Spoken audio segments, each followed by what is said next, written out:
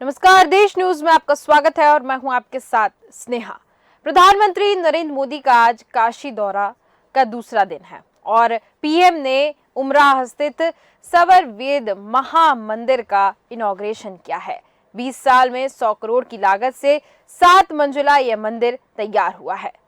PM Modi ने मंदिर की दीवारों पर उकेरी अद्भुत नक्काशी देखी और पीएम मोदी ने कहा है कि गुलामी के कालखंड में जिन अत्याचारियों ने भारत को कमजोर करने का प्रयास किया, उन्होंने सबसे पहले हमारे प्रतीकों को ही निशाना बनाया है और आजादी के बाद सांस्कृतिक प्रतीकों का पुनर्निर्माण आवश्यकता। तो चलिए पहले सुनते हैं कि प्रधानमंत्री नरेंद्र मोदी ने क्या कुछ कहा है।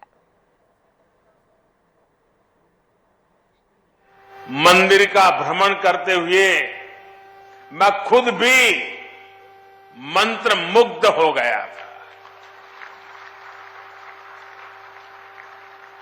स्वरवेद मंदिर भारत के सामाजिक और आध्यात्मिक सामर्थ्य का एक आधुनिक प्रतीक है। मैं देख रहा था इसकी दीवारों पर स्वरवेद को बड़ी सुंदरता के साथ अंकित भी किया गया है। वेद, उपनिषद, रामायण, गीता और महाभारत आदि ग्रंथों के दिव्य संदेश भी इसमें चित्रों के जरिए उकेरे गए हैं।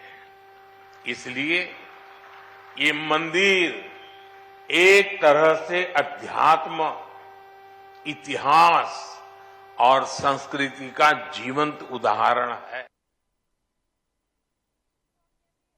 प्रधानमंत्री नरेंद्र मोदी को सुना और उन्होंने सबसे पहले हमारे प्रतीकों को ही निशाना बनाया है। आजादी के बाद इन सांस्कृतिक प्रतीकों का पुनर्निर्माण आवश्यक था।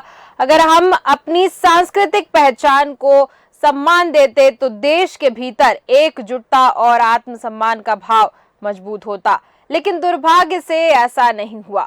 आजादी के बाद सोमनाथ मंदिर के पुनर्निर्माण तक का विरोध किया गया था और ये सोच दशकों तक देश पर हावी रही और इसी पर हम चर्चा करेंगे। चर्चा में हमारे साथ अभिषेक शर्मा जी जुड़ चुके हैं, जो कि राजनीतिक विश्लेषक हैं।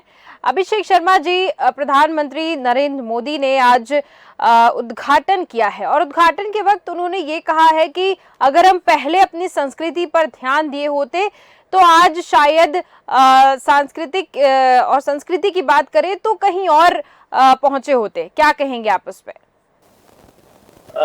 देखिए, मोदी जी का एक विजन बहुत क्लियर है जी और लगातार वो हिंदू राष्ट्र के लिए, भले ही मोदी जी या भाजपा ने अभी इसको ऑफिशियली डिक्लेयर नहीं किया है, परंतु हिंदू राष्ट्र के निर्माण के लिए हम लगातार अग्रसर जो है वो भाजपा संगठन बढ़ती चली जा रही है। जिस प्रकार काशी कॉरिडोर, बनारस के जब वो सांसद चुने गए और जैसे ही प्रधानमंत्री बने तो उन्होंने सबसे पहले माँ गंगा ने मुझे बुलाया है और वहां से उन्होंने शुरुआत करी और शुरुआती दौर में उन्होंने काशी कॉरिडोर का भव्य उद्घाटन किया और उसी के बाद काशी व्यापी मस्जिद का भी मामला खुला। और आप देखिए कि राजस्थान में भी जब चुनाव हुए तो राजस्थान में कैंपेन करने के बाद वो सीधे मथुरा पहुंचे और मथुरा में भी उन्होंने बोला कि ये मथुरा श्री कृष्ण की और मीरा बाई के आराध्य की जन्मस्थली है। तो उन्होंने उस समय राजस्थान में जब चुनाव हुए तो एक तीर से दो निशाने करने की कोशिश करी। और महाकाल, अगर मध्य प्रदेश में हम बात करें तो महाकाल लोग इसका साक्षात उदाहरण है।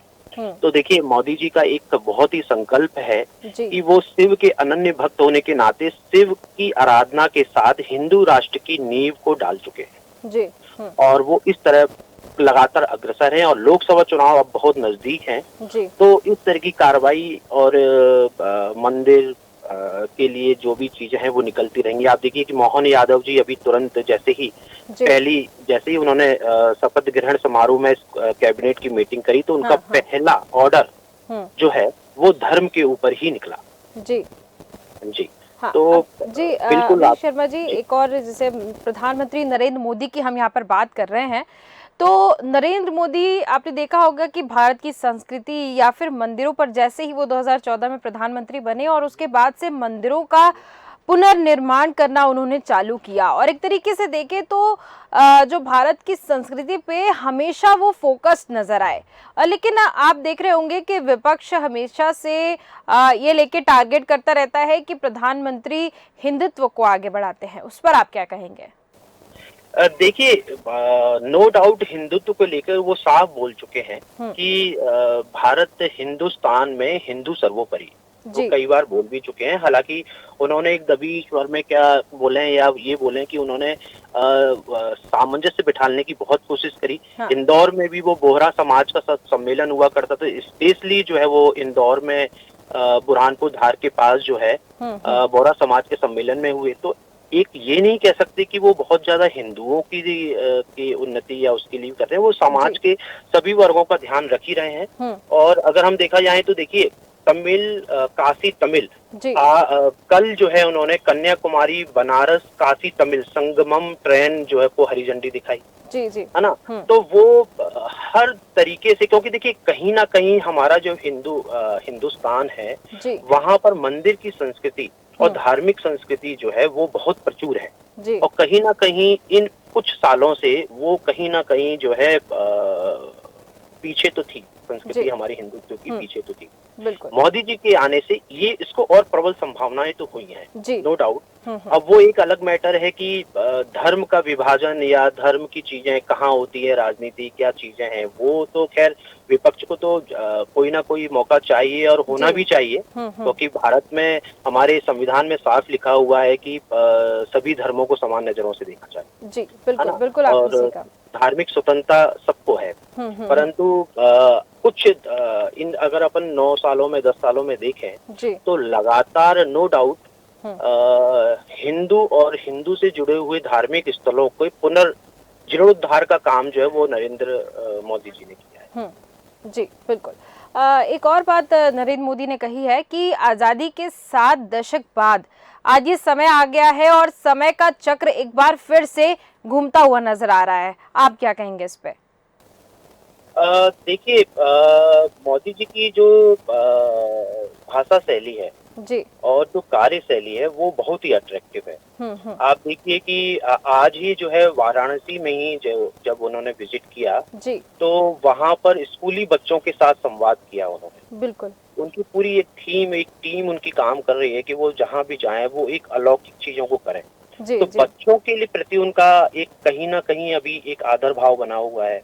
उसमें वाराणसी के स्कूल बच्चों के साथ संवाद किया कि आओ आइए बैठिए, तो बड़ा अच्छा एक था। तो इस प्रकार उनका मोदी जी का देखिए लगातार जो चीजें हैं वो भारत देश को वो कहीं ना कहीं भारतीय संस्कृति को लेके आगे उनका मतलब भारतीय संस्कृति को आगे लेकर वो बहुत काफी चल रहे हैं। और इसका एक सेट पैरामीटर देखा गया है कि अमित शाह और नरेंद्र मोदी ये दोनों जो हैं लगातार किस प्रकार हम अपने जो भारतीय संस्कृति को लेकर वोटरों को प्रभावित कर सकते हैं जी, हाँ, उसकी ओर लगातार अग्रसर है। कल आप देखिए कि एक निजी चैनल में अमित शाह जी ने जब इंटरव्यू दिया था 2 दिन पहले, हाँ, तो उसमें उन्होंने साफ कहा कि अब 370 और मतलब ये मोदी जी ने भी कहा कि प्रधानमंत्री जी ने भी कहा कि 370 को अब कोई ब्रह्मांड की शक्ति नहीं हटा सकती। बिल्कुल, हाँ, पहली चीज। और अमित शाह जी ने जी चैनल में कहा कि